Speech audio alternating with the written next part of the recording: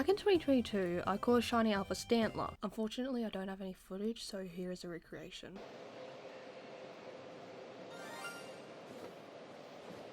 After gently bashing its head into 20 different Pokemon, the big deer turned into a bigger, more majestic deer. Now 3 years later, I got an idea for a video that no one has done before. Probably. I will be shiny hunting every Alpha Hisuian Pokémon. That means every new Hisuian form and new Hisuian Pokémon with gender differences. Why they didn't give Sneasler a gender difference is beyond me. All they had to do was give it a haircut. But hey, it makes it easier for me. I'm also kind of sick of the gender differences just being references to dick. Because shiny hunting alphas in Pokémon Legends Arceus can add a whole other level of chance into the mix, I'm going to be using some shiny hunting methods to not only increase my shiny odds, but to also increase the number of encounters with the target alphas. I did also go through and perfect certain Pokédex entries to maximise my odds because I'm not insane, just a bit stupid. After a short while of hunting, I found an MMO that had an alpha second horde of Oshawott, so we're going to introduce the first and most useful shiny hunting technique. How you clear out the first wave of Pokemon influences the Pokemon that appear in the second horde. That's the short way of explaining permutations. The only Pokemon that are guaranteed in a mass outbreak are the first 4 you see upon finding the outbreak. After that, depending on whether you despawn the Pokemon individually by catching them, or despawn them in groups of 2 to 4 by knocking them out, the second horde afterwards will be different, therefore giving you more chances at that shiny alpha. I wish I wrote down how many permutations these took, but I find keeping track of encounters makes me dread shiny hunting more than you're meant to, so I just didn't. I remember this one being relatively quick, which gave me a lot of confidence for the rest of the challenge. While I did find some outbreaks of alphas that I needed, a lot of the Pokemon in the first horde were skittish. The Pokemon in this game are generally separated into 3 out of battle groups. The first group is skittish Pokemon, Pokemon that run from you either once they notice you or once you interact with them. The second group is neutral, Pokemon that don't run but attack when provoked, and the last group is aggressive, Pokemon that attack you on sight. Only aggressive Pokemon that cause the red eye thing to pop up on your screen, are able to be multi-battled without any other interference. We do have tricks to work around this with both skittish and neutral Pokemon, but I didn't feel like dealing with it right now, so... A big aspect of these hunts is actually finding the outbreaks of your targets and hoping they have a second horde. Sure, there's a chance of finding an alpha in the first horde, but there's very little chance of finding a shiny one.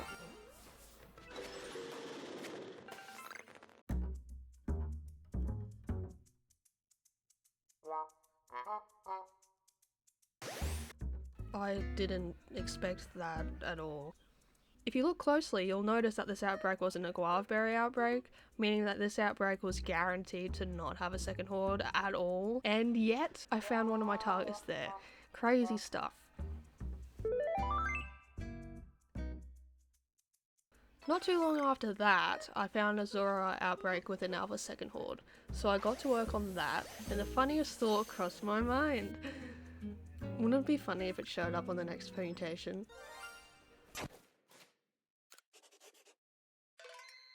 I swear to God. I know I said I didn't keep track of the permutations and I didn't, but I remember this one because I was flabbergasted. Nobody tell Shiny Catherine.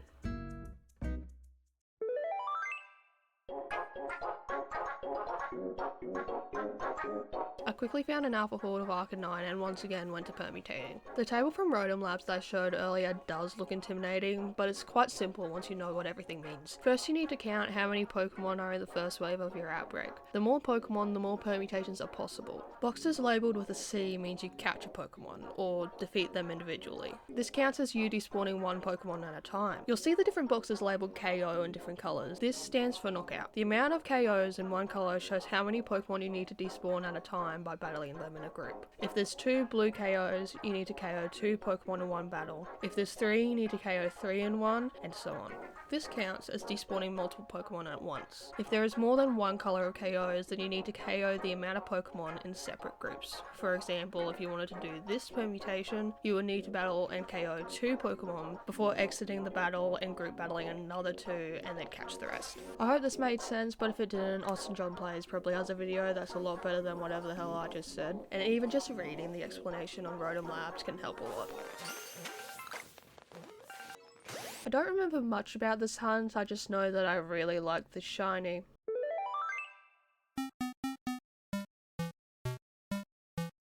So here is where we talk about handling permutations with Pokemon that are not aggressive. If you try to engage in a battle after aggravating a group of neutral Pokemon, you'll notice that you will only get into a battle with one despite multiple being aggravated. However, if you throw something at each Pokemon before trying to initiate battle, each Pokemon that has been hit will be able to be battled simultaneously. You do still need to make sure they're all in range to get them in one battle, but that's not much of an issue. What's that asterisk there for?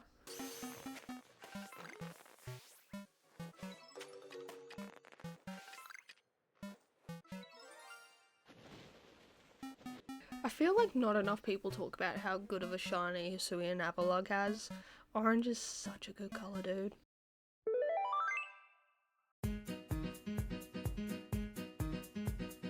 Thankfully, we are back to aggressive encounters. I know it's gonna make the quest hell in the long run, but at least we are starting it on a high. Another permutation mechanic that is interesting is that the first horde is also influenced by how you defeat the first 4 Pokemon in the outbreak. This also means that you can hypothetically find a shiny in the first horde with certain permutations. Here is a shiny. And here is me killing it. Sometimes you may need to kill shinies to ensure more chances at a Shalfa. Other times you may be able to catch it. Whether you'll be able to keep it is another question.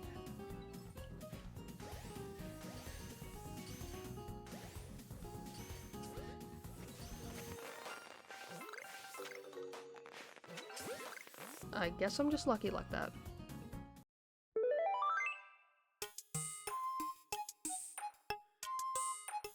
Perhaps both the best regional form and the best shiny in the game, Braviary was the Pokemon I was looking forward to the most.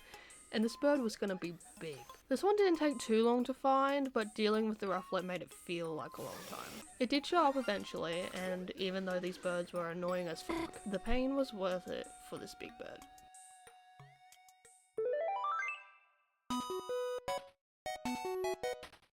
I didn't get a video of the shiny actually popping up, but I do have a video of me catching it. The Decidueye was once again a big bird. I know it may look like doing permutations is too easy, and it is, but it is important to remember that permutations don't actually boost your shiny odds. They only increase the amount of alpha Pokemon you see, meaning that there is a chance that you don't find a shiny even after doing all the possible permutations. This is where I learnt that lesson the hard way. Nearly 100 unique second hordes, roughly 6.5 unique alpha cleavers, and no shiny. Let me go!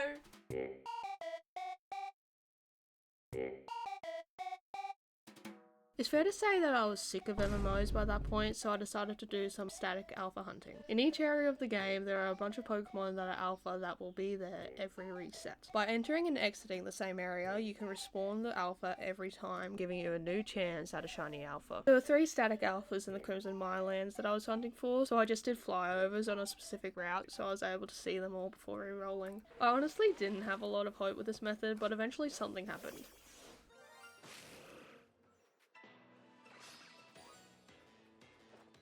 Yeah, that was a big day for me. Anyway, I know you want to see the bear, so here.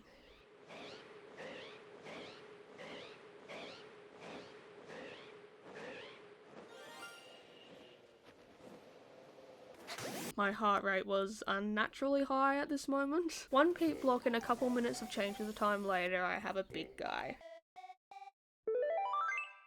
There is another way you can shiny hunt the static alphas specifically, a method that I didn't do because I find it boring, but if you for some godforsaken reason enjoyed shiny hunting legendaries in the older games, this method may be right up your alley. If there is a mass or massive outbreak in place of your target alpha and you clear it out before saving and closing your game, the next time you open it, your target alpha will be back. If you reset a couple of times, you will notice that the Pokemon will be a different gender occasionally. This means that each reset you are seeing a unique alpha Pokemon, and that the Pokemon has a chance to be shiny. So go have fun pressing the same 2 buttons, loser. Thankfully I found an alpha horde of Typhlosion with a first horde of Quilava. I did not want to deal with Skittish Cyndaquil that can also block your Pokeballs. I would have gone more insane than I already have.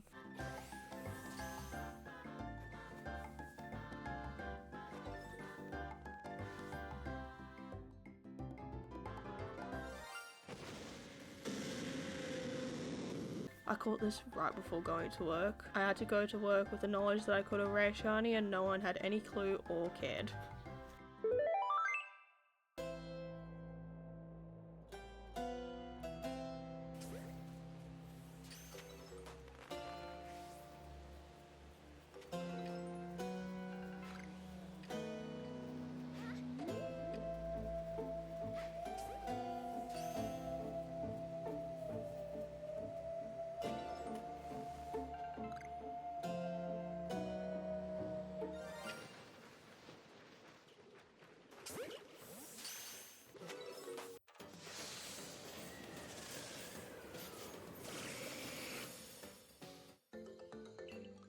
Didn't even need to do permutations for this one.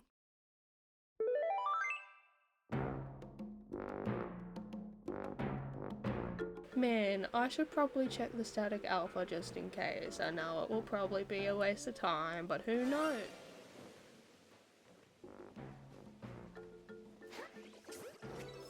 Same day as the other Sliggoo, by the way. I was on a roll. My ego was high. 2 targets in a day. What could possibly go wrong? Nothing, that's what. This static alpha being so close to a campsite is ideal for static hunts, so when I didn't have any MMOs to check out, I was checking this Sneasel. As you can see, it paid off.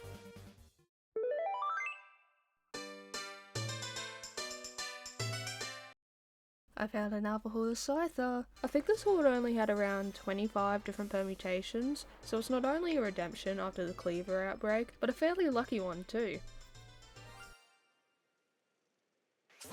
I will be so real, I don't care about the nature of these Pokemon, but I know some people do, so that's why I'm showing it.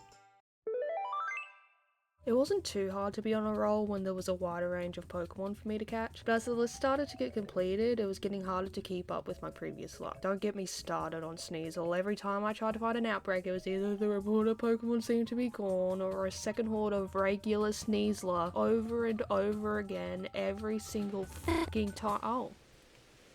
No, there wasn't a shiny. Anyway, I found another horde of Overquill. It showed up very quickly. It's pathetic, but it did make up for the Sneasel incident. If that doesn't prove that shiny hunting is just gambling with your resolve, I don't know what will.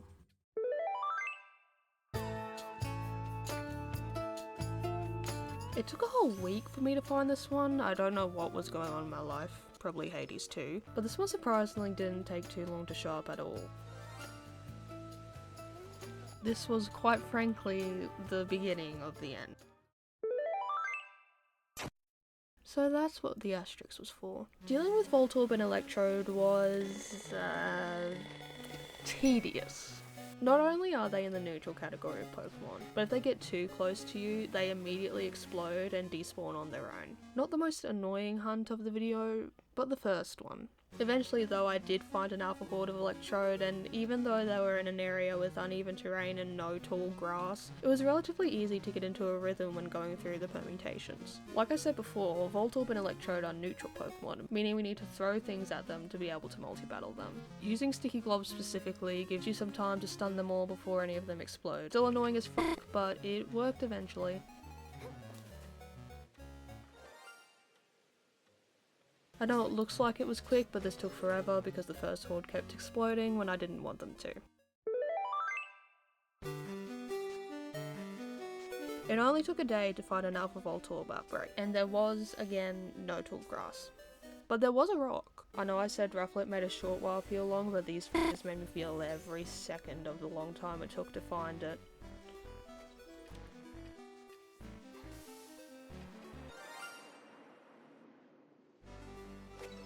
Thank God it's over.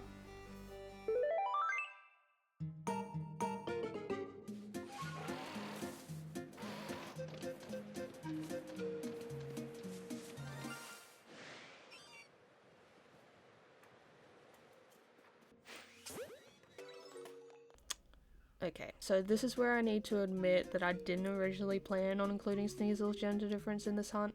I never cared for gender differences that just make something bigger or smaller, but I got both Alpha Sneasel so early and had no other static alphas to hunt for when no outbreaks would pop up, so I decided to keep going. A part of me also really wanted to reclaim the Sneasel outbreak out of spite, so more content for you, more bad personality traits for me. Lucky for me, but the Sneasel I have are already different genders, which makes the hunt for the Sneasler very easy. It took about a week to find an outbreak to hunt, and it ended up being Petalil. This would be the beginning of the skittish permutations and an introduction to... You know that table we looked at earlier? Yeah, it's gonna get worse. For some reason, if you leave an MMO and there are less than 4 Pokemon left in the outbreak, when you come back, the game tries to spawn in the missing Pokemon along with the ones you left there, even though there isn't any more to spawn. This for some reason counts as a different permutation, giving you 8 times the chances at a shiny alpha than without ghost spawns. So how do you read this table? It's similar to how you would read the regular permutation table, except now we have boxes labelled L. This indicates when you are meant to leave the outbreak to reset the last few Pokemon. So if we wanted to do this ghost spawn permutation, we would need to catch 7 Pokemon before fast travelling away, then we would need to come back and catch 2 more Pokemon before leaving and returning again to catch the last Pokemon. The thing is, with skittish Pokemon, you cannot multi-battle them, no matter how much mud you throw. So unless some aggro evolutions also spawn in the first horde, you only get a few different permutations for skittish Pokemon. Luckily I had a Lilligant as one of the first 4 Pokemon, which does raise the amount of permutations significantly with the inclusion of ghost spawns. Even more luckily, I didn't need a lot of permutations at all.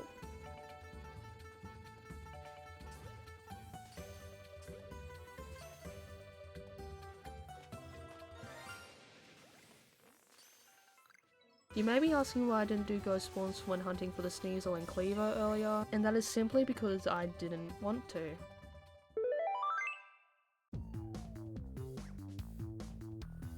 If you think Petalil is bad, Basculin is worse. You have 5 seconds once they notice you before they despawn themselves. It doesn't matter how close you are to them, they just run. There is one more thing we can do to get a couple more encounters. Remember the KOing and catching we've been doing for the first horde? Well, we can actually do that with the second horde too. While this only gets you 2 or 3 extra encounters per reset, it does get you extra encounters, which can be a lot if you're dealing with an outbreak of Basculin. The first wave horde was already pissing me off, so I didn't do a whole lot of these, so this outbreak went just about as well as you think.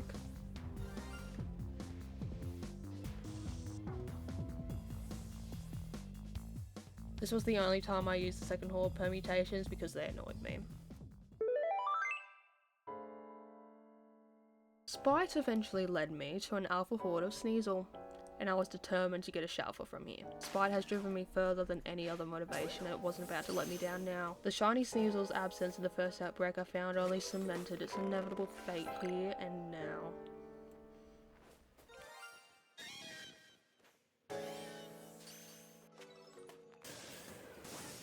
I have nothing more to say.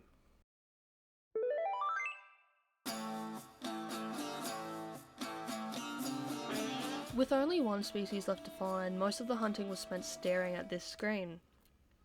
Isn't it so cinematic? If not that, then it was getting a Coastlands MMO with no Basculin outbreaks, getting one with a Basculin outbreak but no second horde, or getting one with a second horde of regular Basculegion. The permutations aren't even hard at this point, it's finding the right bloody outbreak. I did find one eventually, but whoop-de-doo, this one had no Basculegion in the first horde, meaning I only had 8 permutations to find my target. Sure, I could have done second horde hunting, but where's the fun in that? Nowhere, that's where. I got to my final permutation and I was certain I would have to endure another week of loading screens, but you're seeing this clip, so you know what happened.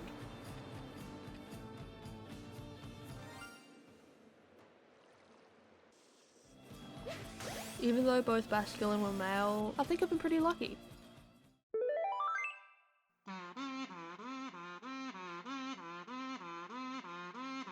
I lied, everything sucks. My shiny luck didn't run out, just my luck when it comes to not being f***ing stupid.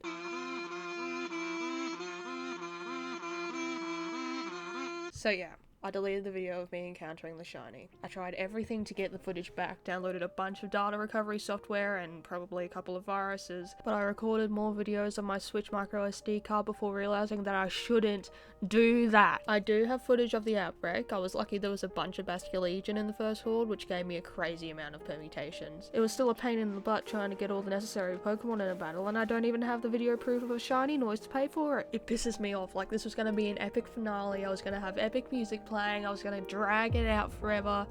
But I can't do that now. Video sucks. Video sucks. Hey, at least it was a girl.